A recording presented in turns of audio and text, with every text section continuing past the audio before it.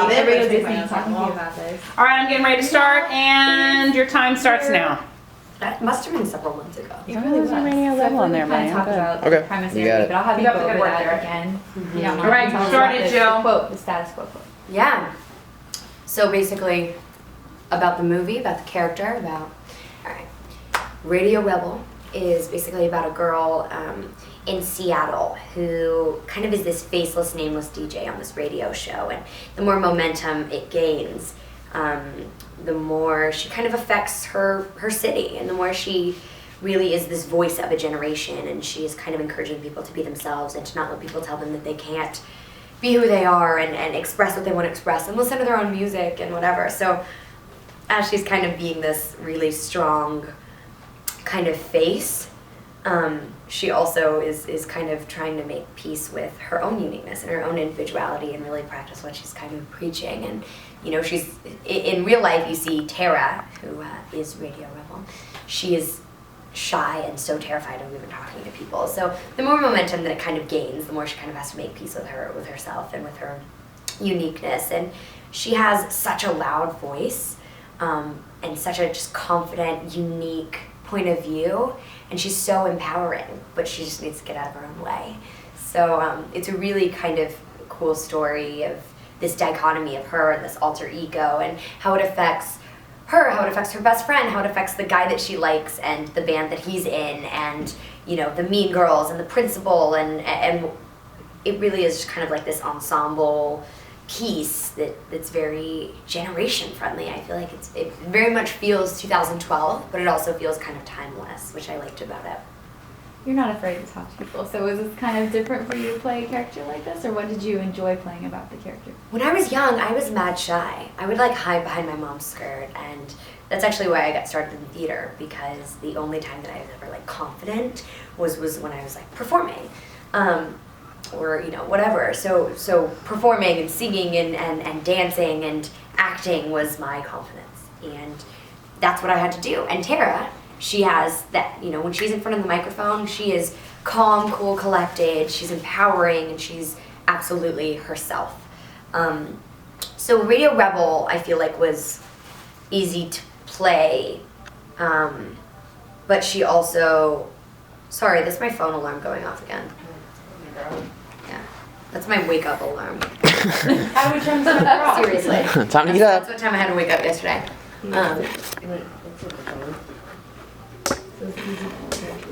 Michael's in your purse. I am. I'm totally going through your. Michael! You know me. I just have socks in there. I was so shy. Here, enter your passcode, and I'll just delete your alarm. Thank you. It takes a village. So we'll pick up, I think you were saying this is an easy character to play? So Radio Rebel was kind of an easy character to play, and I feel as though I am a bit Tara in Radio Rebel. You know, on kind of carpets, or when people are asking me questions, or when I'm performing, I'm confident. I know who I am and whatnot. But when I go home, I'm like, oh, what is this? Like, what am I even doing? And is this even right? And I feel like when you're 18, it's all about, you have to figure out what you stand for. And I knew what I stood for at a really young age, or at least what I stood against. But it's filling in the cracks that's really hard. The more you get to know the world, and the bigger the world is, and the more you see of it, the more people you meet, the more you realize, like, oh, am I doing the right thing? Am I doing what I think is right and what I really believe in? And so I feel like it definitely touched me in that way when I read the script, because I was like, absolutely, I'm Tara, and absolutely I'm Radio Rebel. Now what is the quote here? Reject Tell the me about status that. quo.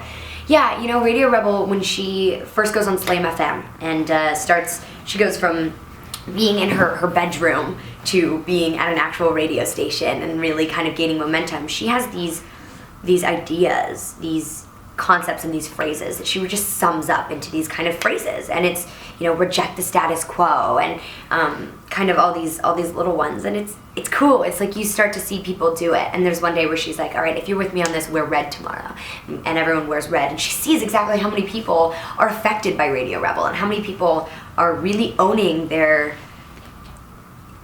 Gilda Radner has this quote, and it says, while we are alive, it seems to me the most tragic thing we could allow ourselves to do, I think I'm paraphrasing, we could allow ourselves to do is to let any part of us die, whether it be our glorious uniqueness, you know, and I like the phrase glorious uniqueness because it is. That's totally what Radio Rebel and Tara is owning. It's like all of the things that you're afraid of that make you different, and the reasons you're not like the popular girl, and the reasons you're not like the drama girl. Those are what make you cool. Those are what make you really individual, and that's what makes them cool, you know? It's like Tara's best friend Audrey is like a total drama geek, and so she's like artsy and weird and kind of quirky and fun, and she is a lot of like Tara's strength. And so, but if it weren't for Audrey owning her glorious uniqueness, Tara wouldn't have that. And so it really is just rejecting the status quo. It's rejecting the people who say you have to dress like this, who say you're weird because you dress like that and you talk like this, and it's just really owning it. And I like reject the status quo. And I actually am really curious to see what phrases of Radio Rebels stick to people, because there are some that I wrote them all over, and I put them all over my trailer. Some were Tara and some were Radio Rebel, and it's cool to see, to live by them. I love that you made a reference to Gilda Radner. She's Yeah. one of my favorites. She's so great. Tell me about recording We Got the Beat. Recording We've Got the Beat was so legendary. When we were filming it, I was singing this song, and I was just kind of jamming it. I love the Go-Go's. I just love chicks. I love rock and roll chicks. And I love the track, and we all kind of used it as a phrase, she's got the beat, you know, and we kind of would sing it and jam. And when I got back to Jesse, I would sing it and jam, and we would literally, in the middle of a scene, someone would be humming it, and we would just stop, and everyone would literally, it would end up being someone walked on set, and you don't realize what's happening until like someone knew.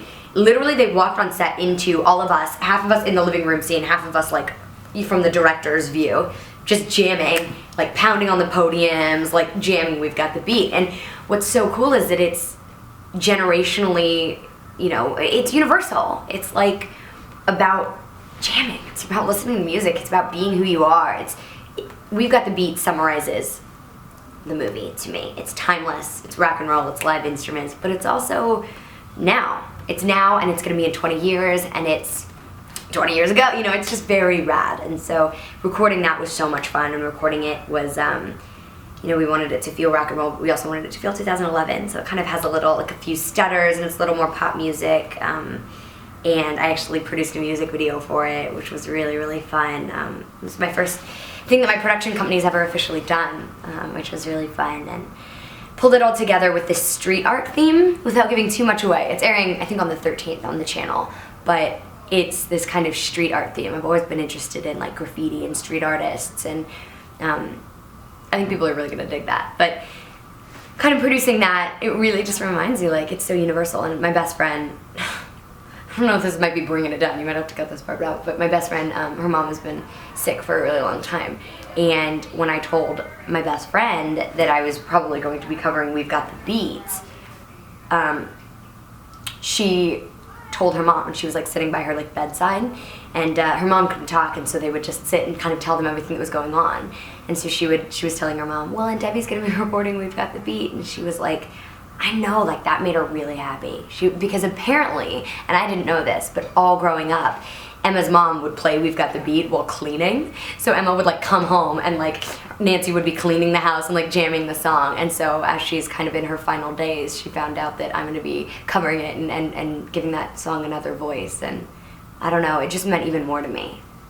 Kind of at that moment to realize exactly how much it meant to moms and to people who jammed it when they were teenagers, and it's still with them. You know, I think it represents the concept that no matter who you are, no matter what you're doing and what you're doing in life, be yourself and jam, and that's what life is about, is having fun and finding the beauty in those things. Cool story.